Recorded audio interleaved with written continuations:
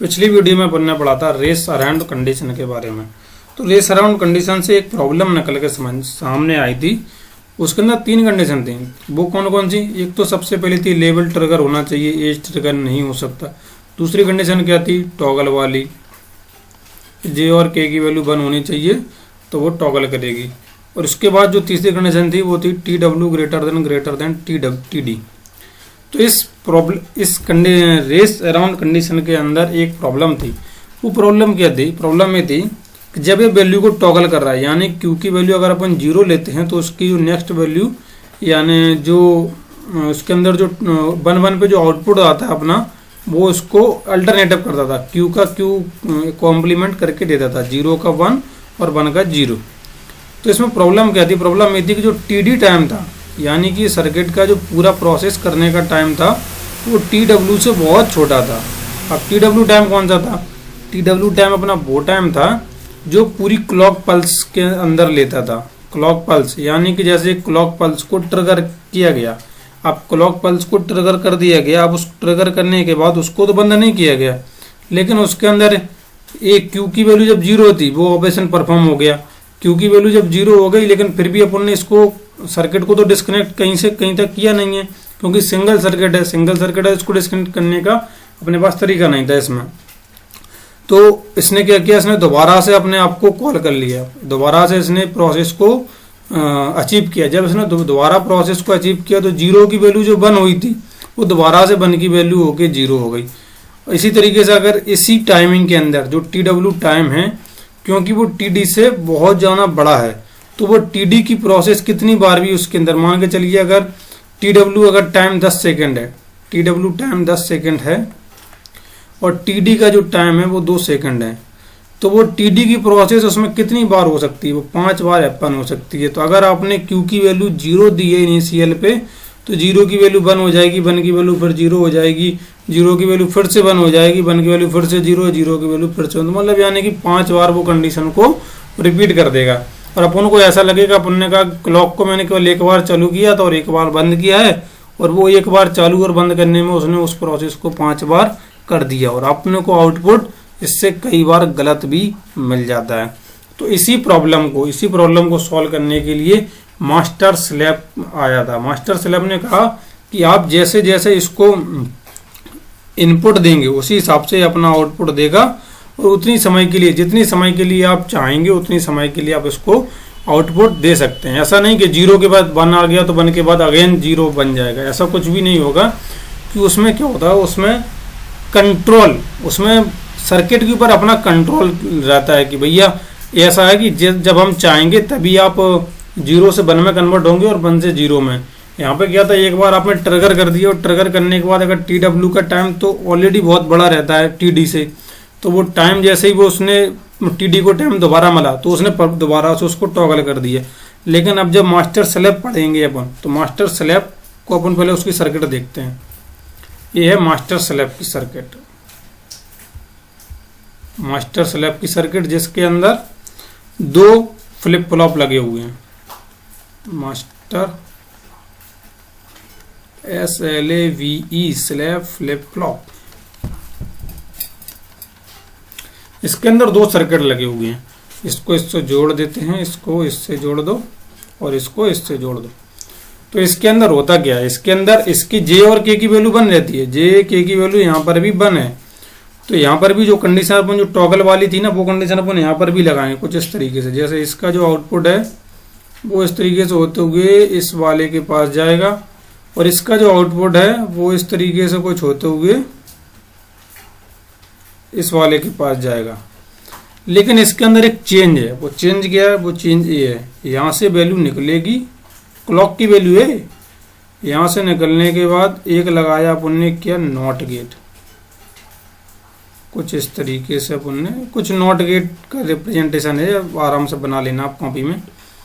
और वो not gate का रिप्रेजेंटेशन ले जाके कुछ नॉट गेट इस तरीके से बनता है, इस तरीके से, क्योंकि अपन को यहाँ पे बनाना है तो इस तरीके से अपन बना लेंगे, बहुत इजी रिप्रेजेंटेशन रहता है। अब यहाँ पे अपन ने क्या किया, यहाँ पे अपन ने पूरी सर्किट का कंट्रोल अपने हाथ में ले लिया। कैसे ले लिया वो इसको समझाता हूँ।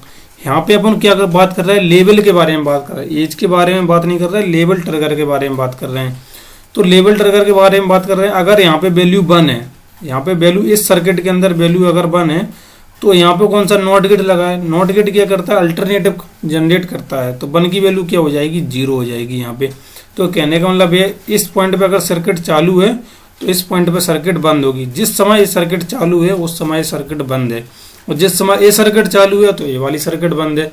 तो बहुत ही ईजी तरीके से अपने दोनों ऑपरेशन परफॉर्म हो पाएंगे, लो लेवल सर्किट का भी या फिर लो लेवल का भी, और हाई लेवल ट्रिगर और लो लेवल ट्रिगर दोनों का ऑपरेशन बहुत ईजी तरीके से परफॉर्म हो पाएगा। जैसे कि अगर अपन इस बार फिर से इसको डायग्राम को बनाते हैं, इस बार अपन फिर से जे और के की वैल्यू 1 दे रहे हैं, और जे और के की वैल्यू अपन इस बार फिर से यहाँ से 0 1 लेके चलते हैं। अगर यहाँ पे वैल्यू 0 है तो यहाँ पे वैल्यू 0 जाएगी, यहाँ पे 1 है तो यहाँ पे 1 गई, 1 की वैल्यू यहाँ पे 0 आती है और 0 की वैल्यू यहाँ पे 1 आती है। फिर से नैंड गेट लगा हुआ है तो इसका एक क्यू और ये मास्टर क्यू एम अपन मानते हैं, अपन ऐसा मान के चल रहे हैं, क्योंकि ए वाली इस साइड की जो सर्किट है उसको मास्टर, इस वाली सर्किट को अपन बोल रहे हैं स्लैब सर्किट। ए वाली स्लैब सर्किट हो गई, ये वाली कौन सी हो गई, मास्टर सर्किट।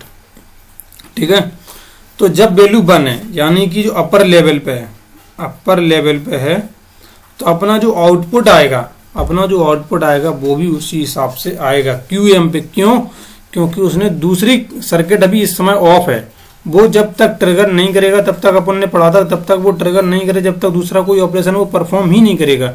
तो यानी कि एक बार उसने टॉगल कर दिया, एक बार जैसे अगर उसने यहाँ से अगर उसकी वैल्यू 0 है, मान के चलिए 0 है, उसने टॉगल करके वैल्यू को बंद कर दिया, यहाँ पे 0 से उसने टॉगल करके बंद कर, तो ऐसा नहीं कि वो दोबारा से 0 कर देगा, नहीं, 0 से बंद कर दिया तो कर दिया। अब वो जब तक नहीं करेगा जब तक ये वैल्यू यहाँ पे अब TW का टाइम पूरा नहीं हो जाता। TW का टाइम, TD का टाइम भले ही यहाँ पे, अगर यहाँ पर भी वही कंडीशन है, TW का टाइम 10 सेकंड है, 10 सेकंड, और TD का जो टाइम है वो 2 सेकंड ही है। लेकिन TD का टाइम कंप्लीट हो गया, उसने पूरी प्रोसेस को कर दिया, 0 से 1 कंप्लीट हो गई 2 सेकंड के अंदर। लेकिन उसके बाद अगली सर्किट के अंदर उसको जाना ही नहीं है, उसको कहीं पर नहीं जाना, उसको बोलता है कि अब तो मैं फ्री बैठा हूँ, जब तक ये TW का टाइम पूरा नहीं हो जाता जब तक मैं 0 से 1 ही रखूँगा, मैं 1 से 0 नहीं जाऊँगा। जैसे ही TW का टाइम कंप्लीट होता है तो TW का टाइम जब कंप्लीट हो जाएगा तो दोबारा से ये लो लेवल पे पहुँच जाएगा। ए वाला लो लेवल पे पहुँचने का मतलब क्या होगा, ए वाली सर्किट ऑन हो गई, तो ए वाली सर्किट ऑफ हो जाएगी। जब ए वाली सर्किट ऑन हो गई तो इसका मतलब 0 की वैल्यू कितनी हो गई, 1 हो गई, और यहाँ पे 1 की वैल्यू 0 हो गई।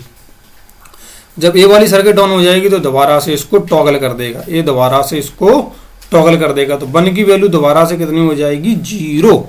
लेकिन जब तक होगी जब तक ये TW टाइम दोबारा से परफॉर्म हो रहा होगा। लेकिन ऐसा नहीं कि मतलब कि अगर 2 सेकंड उसके बीत गए तो ये दोबारा से 0 से 1 में हो जाएगी, नहीं, ऐसा नहीं, क्योंकि दूसरी सर्किट बंद है ना, इस समय दूसरी सर्किट बंद है तो उसके पास करने के लिए कोई काम ही नहीं है। इसीलिए इस नॉट गेट को अपन ने लगाया। क्लॉक के अंदर नॉट गेट को क्यों लगाया, क्लॉक के अंदर नॉट गेट को लगाने का सबसे बड़ा मकसद ही यही है कि पूरा सर्किट का कंट्रोल अपने हाथ में आ जाना चाहिए। अपन अब अपने हिसाब से ये टॉगल करेगा। पहले क्या हो रहा था, टॉगल ऑटोमेटिक हो रहा था कि TW टाइम है, TW टाइम के अंदर TD एक प्रोसेसिंग टाइम लग रहा है या फिर डिले टाइम लग रहा है, तो वो डिले टाइम जैसे ही कंप्लीट होता था तो नेक्स्ट स्टेप ऑटोमेटिक उसके अंदर कंप्लीट हो रही थी। अब दूसरी स्टेप जो है, नेक्स्ट स्टेप जो है वो अपने हाथ में है। जैसे अपन ने नॉट गेट लगाया क्लॉक के ऊपर, अब ये पूरी तरीके से अपने हाथ में है। एक सर्किट हम ऑफ रख रहे हैं, एक सर्किट को ऑन रख रहे हैं, तो जब हम जिस सर्किट को ऑन रखेंगे उसी के हिसाब से आउटपुट आएगा, जिस सर्किट को ऑफ रखेंगे तो वो ऑफ रहेगी, उसके अंदर इनपुट ही नहीं जाएगा। जब इनपुट ही नहीं जाएगा तो आउटपुट कहाँ से आएगा। तो इस तरीके से अपन मास्टर स्लैब का यूज करके रेस अराउंड कंडीशन को अपन ओवरकम कर सकते हैं। ठीक है, आई होप वीडियो पसंद आई होगी, तो वीडियो को लाइक, चैनल को सब्सक्राइब करेंगे, और इस चैनल पे आपको बहुत यूजफुल कंटेंट मिलने वाला है। और बहुत ही जल्द मैं डिजिटल के अंदर जो प्रीवियस ईयर के जो क्वेश्चन हैं उनको भी मैं लाने वाला हूँ। और बहुत सारे question, and gate, or gate, logic gate, nor gate, पता नहीं कितने प्रकार के क्वेश्चन आने वाले हैं। तो मिलते हैं अपन नेक्स्ट वीडियो में एक नई वीडियो के साथ।